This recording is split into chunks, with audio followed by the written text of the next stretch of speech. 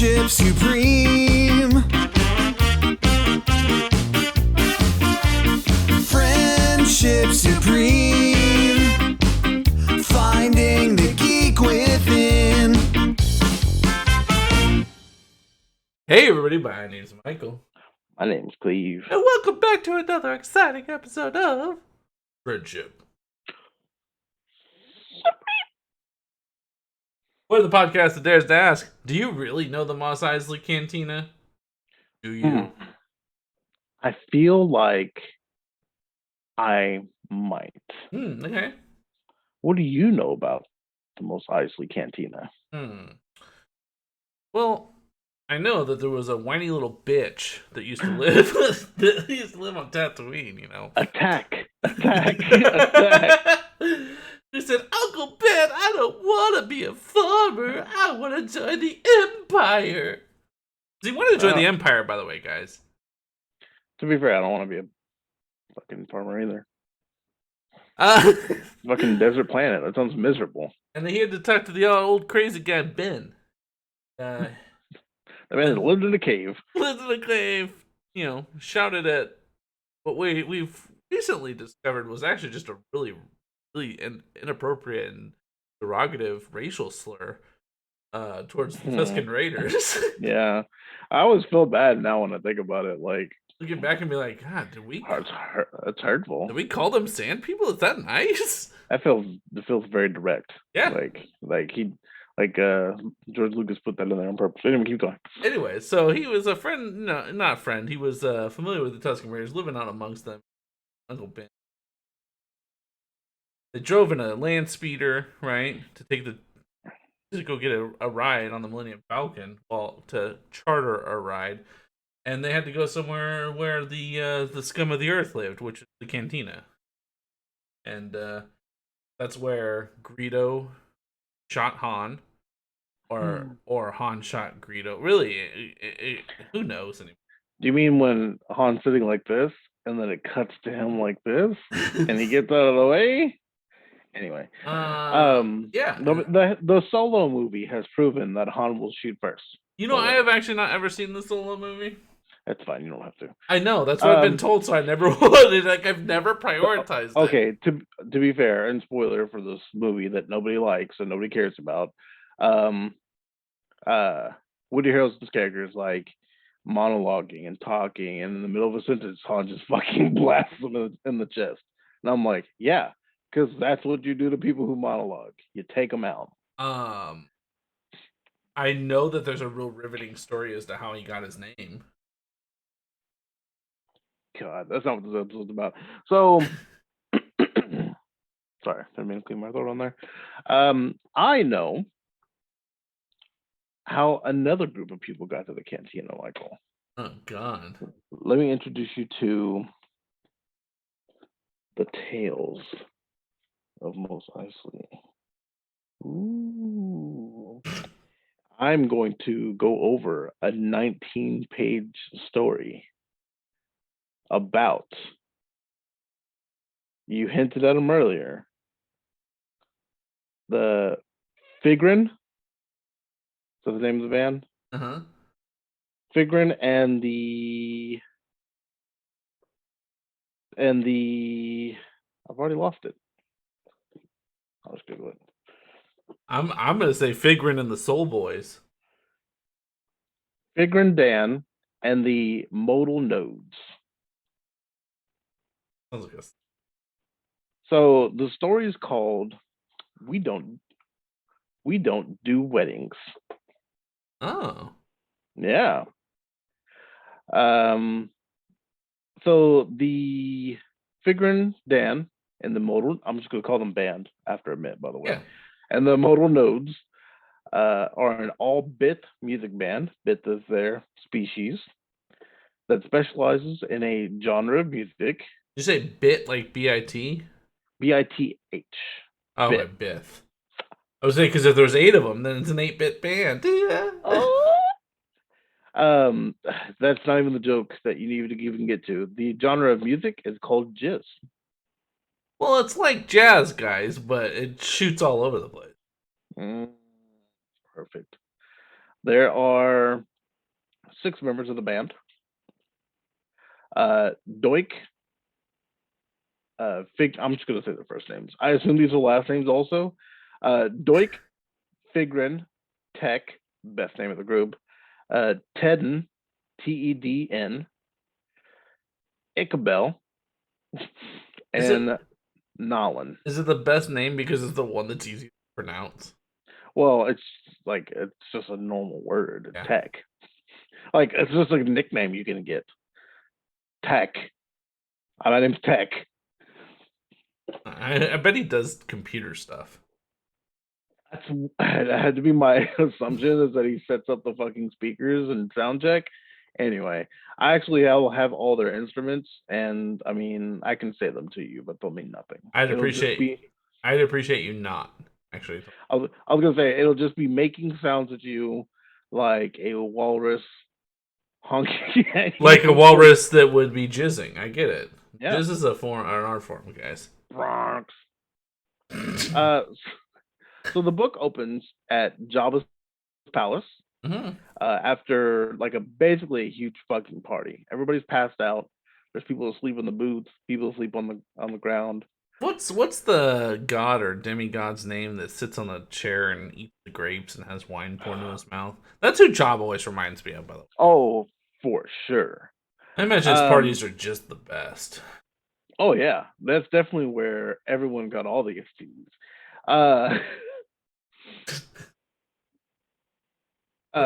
That's all the band members got their names. It's just different STDs at a Java party. Except for Tech. Except for Tech. So the band is packing up their shit after the big party that they had, and a droid named E522 is starting to walk up to them. And Doik is the point of view character that we're getting.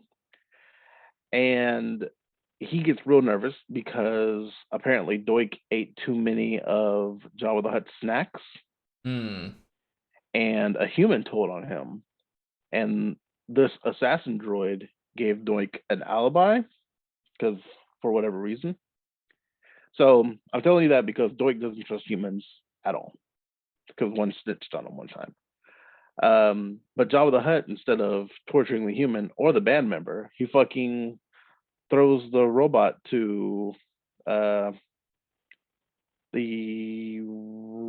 what's the big Rancor? Yeah, Rancor. In case you're wondering, that's an E522. Yeah, big old death bot. Yeah, definitely a death bot.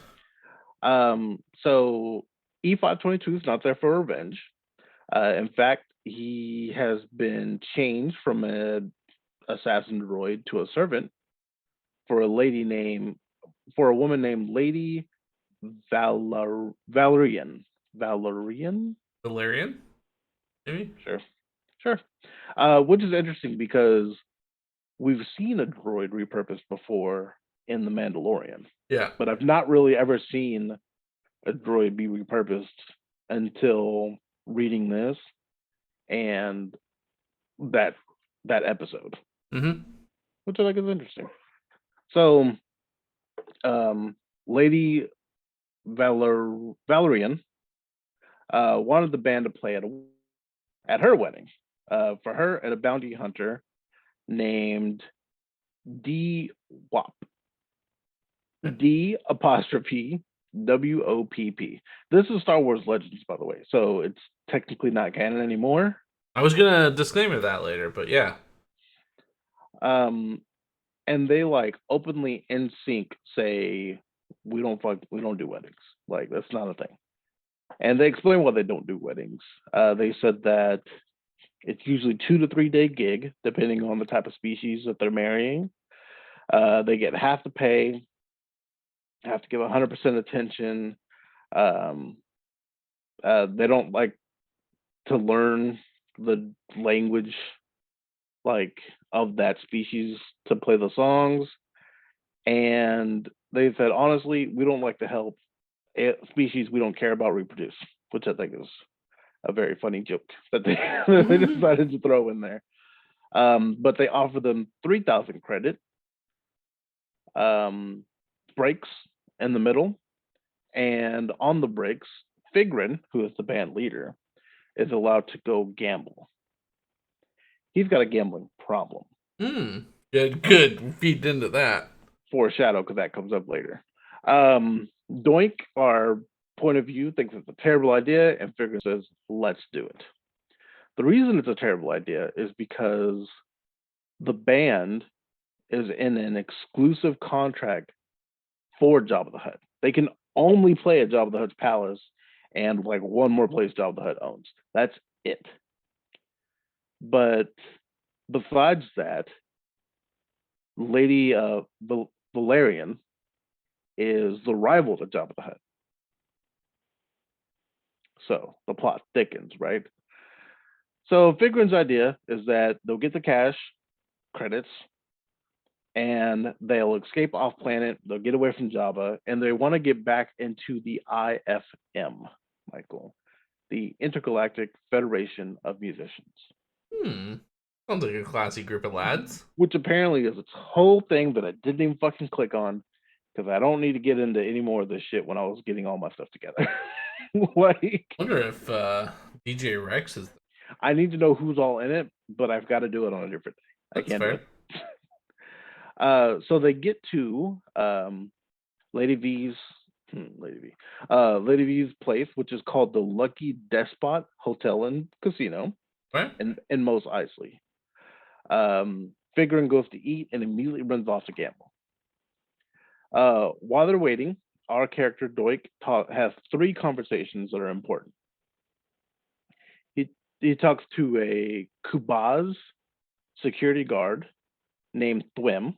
The second conversation is with Jabba the Hutt's pilot named Kodu, who lets him know Jabba knows you left. Jabba's mad you broke the deal. Jabba's coming. So get ready for that information. The third conversation he has is with a human that he says, in quotations I put, one of the ugliest humans I'd ever met. Who complimented the band, said he's a fan of the band, and gave Doik a drink. And you can always appreciate a groupie guy like that. That's fair. Right. So he tells Figrin about Jabba coming, and Figrin has gambled the band's retainer and spent the bulk of it at the sabacc tables. That's Figrin's gamble of choice. I think that was the casino game that they're playing in New Trilogy number 2. That's very possible. Why I blanked on that name just now. Another thing I didn't click on because I'm sure I would have started reading the rules of the game and I would have gotten more distracted than anything else.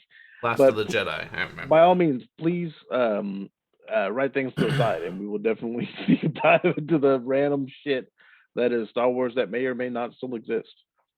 So Figrin apparently lost on purpose to make the tables richer, or to make richer tables.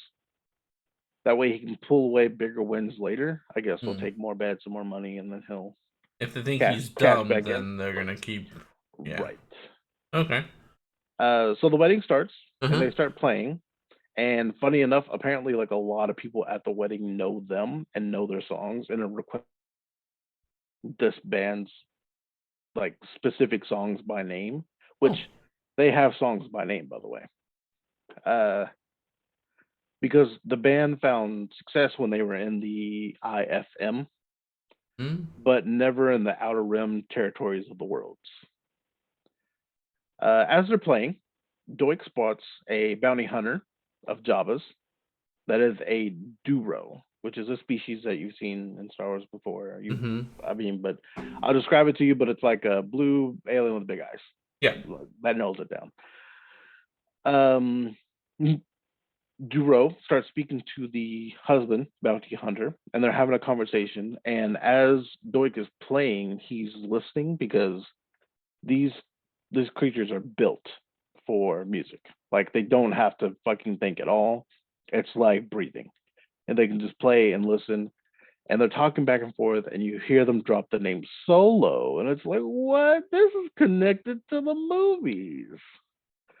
Um, Doink knows the name because apparently him and Vigor play Savak together. So he knows he's not there for them, so he feels a little better. He starts feeling relieved. Uh, but more Java's thugs show up as they're playing. The crowd gets bigger, big crowd, plus bunch of bounty hunters with short tempers. A brawl breaks out. Doink wants to escape, but the band leader is like, I haven't won my money back that I lost. I'm gonna wait. Let's just hold off and see. Then stormtroopers walk in, and shit hits the fan real fucking fast. They jump off stage, grab their instruments, and head to. They see the E522 kind of like protecting the casino or attempting to. So they run straight at the droid, and the droid recognizes them still. It's in those little recognition circuits. And he's like, you have to let us into the hatch now. So he lets them all in. And on the way in, he sees that human that gave him the drink. And he's like, oh shit, I'm so scared. What am I going to do? So he's like, all right, come on, you get in. And they get out, they make a run for it. They grabbed all their instruments and shit. I found out apparently this species of alien would rather take a bullet than have their instrument take a bullet, which I think is interesting. And, respect to pure artists, I guess. So the band's super bummed. Oh no, I lost all 3,000 credits. What are we gonna do? They don't have any money because band leader spent it all. Their job is still pissed at them. They're at a loss of where they're gonna go. The human that would give them the drink apparently is a bartender at a cantina in Mos Eisley. It's owned by a Wookiee, by the way. I didn't learn that. Well, this could not be canon anymore. In this story, it's owned by a Wookiee named Chalman. Never heard of that name before. Chalman offers the band a 2-season gig. And Doink's like, I don't think it's a good idea. It's super public. 2 years is a really long, 2 seasons, 2 years is a really long time. Jabba's going to find us. And what's Figure gonna do? He goes, yep, let's do it. And he assumed that the band would gather the money and get off the planet eventually. And they play all the way up until some whiny little bitch walks in who doesn't want to be a farmer. But what I think is interesting is apparently, according to this story, as they're playing, they're like just head on a swivel looking for a bounty hunter who's there for them. Which, who knows how long that, I mean, I guess that never goes away when a king, well, I guess it goes away now because Jabba's dead. But before that, who knows how long that fucking is supposed to last for. And also, maybe Boba Fett's okay with it now. Do they have like a relation with Max Rebo? Because didn't Max Rebo play either with them or a lot like? He's not mentioned in the story at all, but he was on that like full circle piano. Yeah.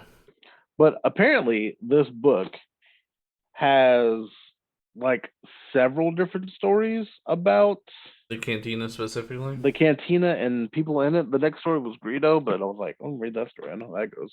There are 3 books that exist within the Star Wars Legends universe that reference anything to do with the music.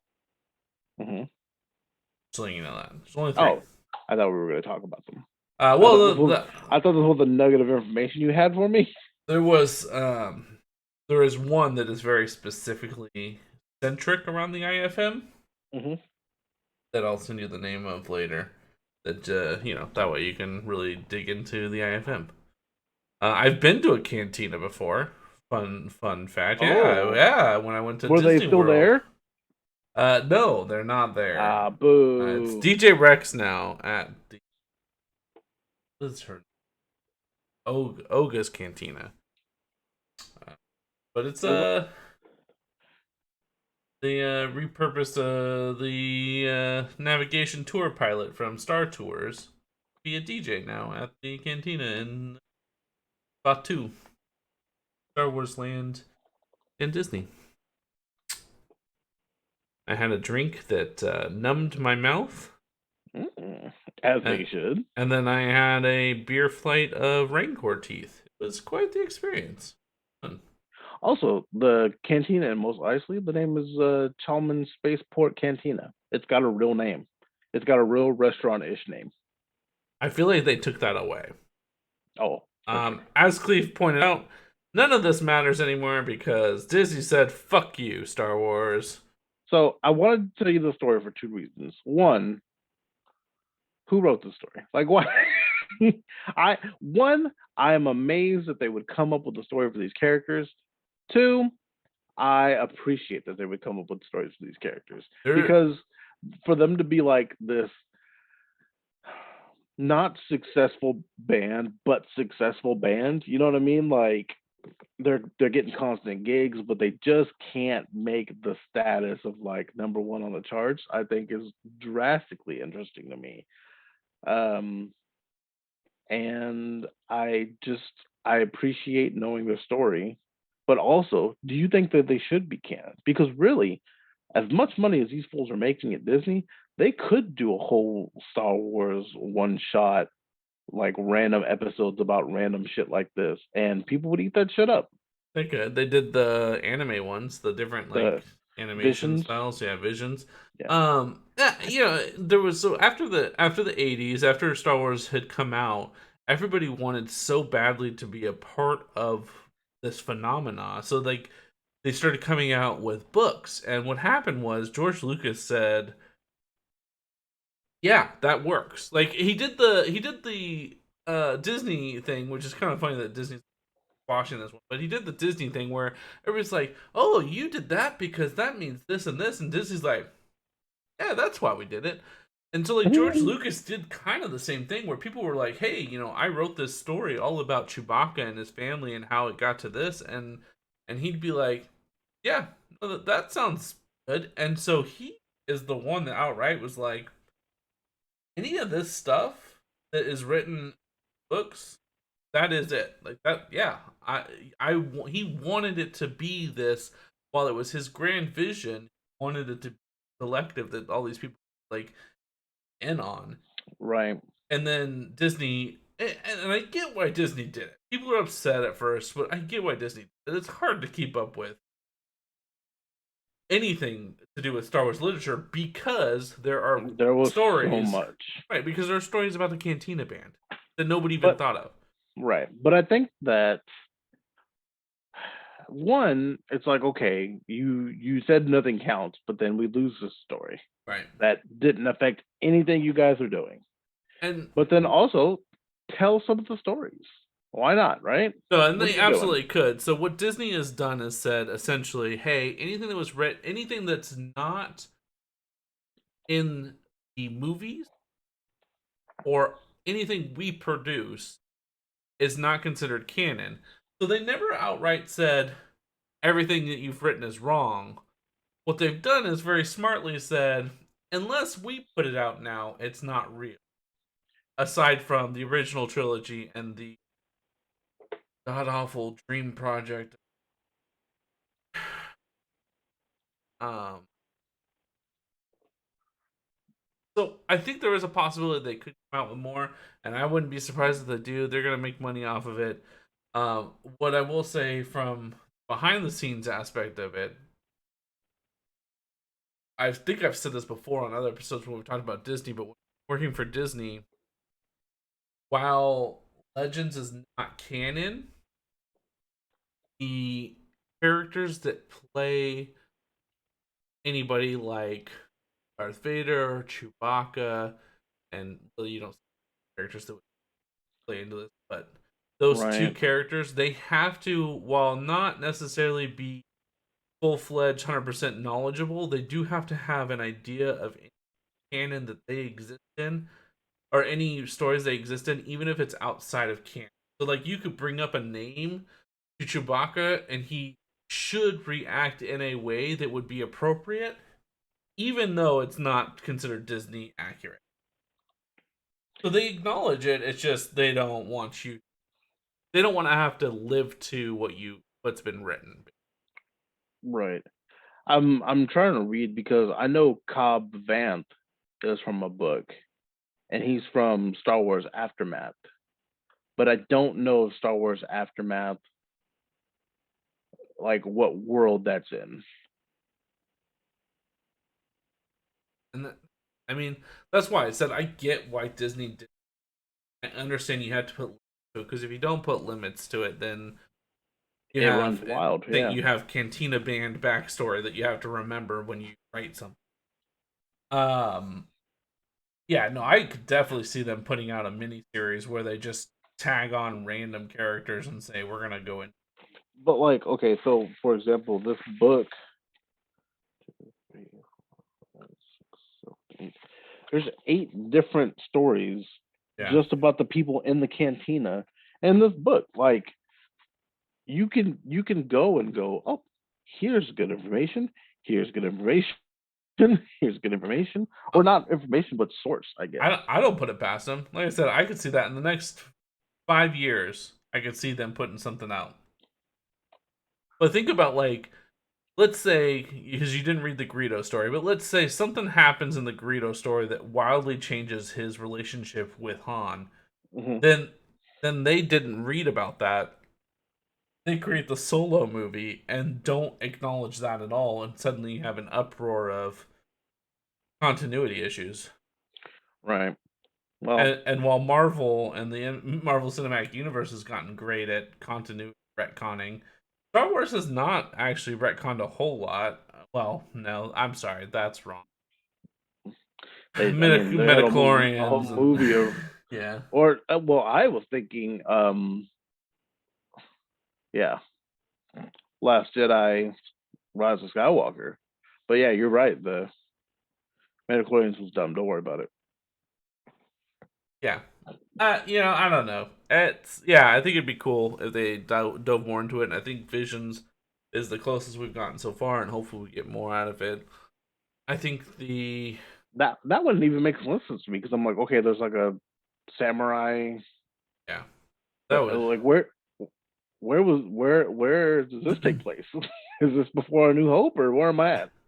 And Star Wars has been, and Disney's really good at building an immersive experience. So I imagine they're looking at every corner.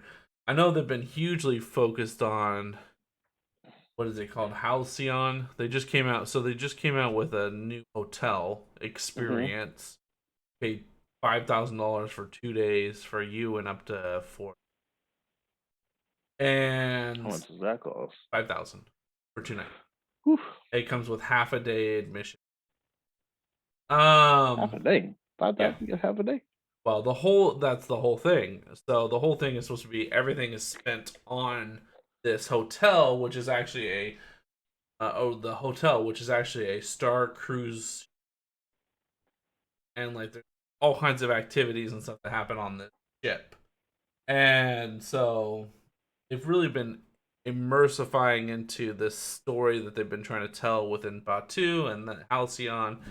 And so maybe they can put some more effort into where we go from here, because I mean we don't have any other Star Wars projects other than Yeah. Mandalorian and Boba Fett, but that's pretty contained in it.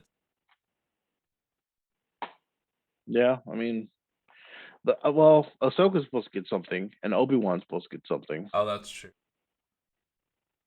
And I want to say I think they said Ahsoka, but I don't remember if I'm being honest. But also, like, is she dead? Did she die? How's this work? I heard a lot of voices at the end of Rise of Skywalker. I don't remember if I heard hers or not. I feel like the subtitles, closed captions. I Hmm. had to think of what they were called. That subtitles works. Okay. I believe they did say Ahsoka's name, or someone had mentioned that it was Ahsoka, but they Do could you have know been. if these are going to be for? Okay, we'll only speak of Obi-Wan because I know for a fact Obi-Wan's happening. Is it supposed to be like a one-off season thing? Do you know anything about it? I imagine it's. I don't definitively know because I don't think they've put out like what they're gonna do with it. I think it'll be much like Boba Fett, where they'll put one out, test the waters, and see how it goes. Because I don't think they're gonna come back with a second Boba Fett. I enjoyed it. I Everybody's really, bitching too much. I liked it more than I liked, more than I thought I was gonna like it. I thought you were gonna say more than Mandalorian. I was like, well, let's not get crazy. Not more than Mandalorian, but like more than Visions. I liked it more than. Oh yeah, Visions. I don't know, man. I think I watched half of them. I don't think I really got into it like I wanted to be into it. I watched all of them, and they were good. Like there was one actually about a band, which I thought was kind of fun. I remember that one. I did see that one. But they played at the fucking Pod race. the pod race. Yeah, no, I think they're gonna pop out a season. I mean, people are losing their fucking minds, but Ewan McGregor can't beat. Hey, let us know what you guys thought about this fantastic story about the Cantina, and if you guys want to hear more, Lee's got a whole book about shit that's gone down at the Cantina, and if you guys want to know, he can be our Cantina tour guide. Oh, that would be fun. Go ahead, leave some comments down below. Make sure you hit like and subscribe. We do come out with new episodes every week. And we're just constantly putting out new media, social media. We're and we're always constantly putting out new content. If you guys want to check us out and see what we're doing up, what we've been up to, make sure you follow us and find all of our social medias. You can find them on Twitter, Instagram, Facebook, Twitch, Patreon, anywhere. We are Friendship Supreme, except for Twitter. We are Friendship Supreme with no eyes, because all eyes should be on the YouTube channel. You can see all the pictures we showed, or the stupid faces that Michael 9% of the time makes, or when Cleve rolls his eyes when Michael's talking. Guys, we also play video games on Twitch. We also play video games on Twitch. That's Tuesdays, Thursdays, and Sundays at 9 p.m. Central Time. If you guys want to just hang out with us, company, appreciate you tagging along. If you guys like what we do and you want to see more of it, make sure you guys check out our Patreon as well. Any dime that goes towards this podcast helps us make it possible. We're doing our best to bring you the best content we can, and hopefully we can bring you more. I've been Michael. This is Cleve. And do.